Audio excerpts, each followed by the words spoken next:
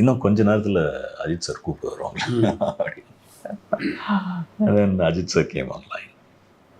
Ajith sir said, அவர் சொன்ன முதல் வார்த்தை அதுதான் சார், மகிழ் ட்ரஸ்ட் மீ பிளைண்ட்லி அப்படின்னார். நம்ம வந்து சினிமாவில் கேட்டு பழகினோம் இன்ன வரைக்கும் சார். அந்த ஒரு சார் அவர் மாதிரி கான்ஃபிடன்ஸ் கொடுக்கக்கூடிய ஒரு மனிதரை நீங்கள் பார்க்கவே முடியாது.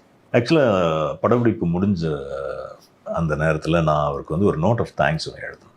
அதில் நான் சொல்லியிருந்த ஒவ்வொரு வார்த்தையும் மனசின் அடியாழத்துலேருந்து வந்த வார்த்தை. அவர் மாதிரி ஒரு சப்போர்ட்டிவான, அவர் மாதிரி அக்கறை எடுத்துக்கொள்ளக்கூடிய ஒரு மனிதரை வந்து நான் ரொம்ப அரிதாக தான் பார்த்துருக்கேன். So coming back to your question sir, அதுக்கப்புறம் வந்து நாங்கள் உடனடியாக அந்த ப்ராஜெக்டை ஆரம்பிக்க வேண்டிய ஒரு நிர்பந்தத்தில் இருந்தோம். உங்களுக்கு தெரியும் சார், ஆக்சுவலாக இந்த நேரத்தில் நான் விக்கியை பற்றியும் ஒரு 2 வார்த்தைகள் அதாவது சொல்லணும்னு நான் நினைக்கிறேன் சார். நான் அவர் ஒரு 2-3 சந்தர்ப்பங்கள் நான் சந்திச்சிருக்கேன். அப்படியா? Very nice boy sir, very well brought up, very well mannered. நான் பழகின அந்த அண்ட் இந்த ப்ராஜெக்ட் வந்து என் கைக்கு வந்தபோது என்னை பற்றி ரொம்ப அழகாக மீடியாவில் அவர் பேசினார். I would like to thank him for that. அந்த ப்ராஜெக்ட் வந்து ஆரம்பித்து அதுக்கப்புறம் என்ன நடந்தது எனக்கு தெரியாது சார். ஒரு காலகட்டத்துக்கு அப்புறம் அது என்கிட்ட வருது.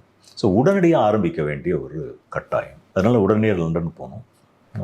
சுபாஷ் சாரை பார்த்துட்டு அப்போ தான் வந்து அஜித் சாரும் வர்றார் லண்டனுக்கு. ஸோ சொல்லிட்டாங்க ஏற்கனவே அஜித் சாரும் வருவார் லண்டனுக்கு. சுபாஷ் சார் ஆஃபீஸில் காத்துட்டு இருக்கும்போது அஜித் சார் வாக்ஸ். சாதாரண அதுதான் முதல் சந்திப்பு. ஃபோனில் பேசினதுக்கப்புறம் சந்திப்புன்னா அது இதுதான், லண்டனில் தான். கையில் வந்து ஒரு பிளேசரு, காகோஸ் போட்டிருந்தாருன்னு நினைக்கிறேன், ஸ்னீக்கர்ஸ், ஒரு சாதாரண கேஷுவல் ஷர்ட் போட்டுட்டு வந்த உடனே மகிழ் சார் அப்படின்னு சொல்லிட்டு கட்டி பிடிச்சார். ரொம்ப நாள் பழகின ஒரு ஃபீல் சார். அது அவர் வந்து வேணும்னோ ஒரு ஆக்டாவோ இல்லை sir. That is how he is. அது என்கிட்ட மட்டும் இல்லை, I think that is how he is with every one. So அன்னையிலேருந்து அந்த நட்பு தொடருது சார்.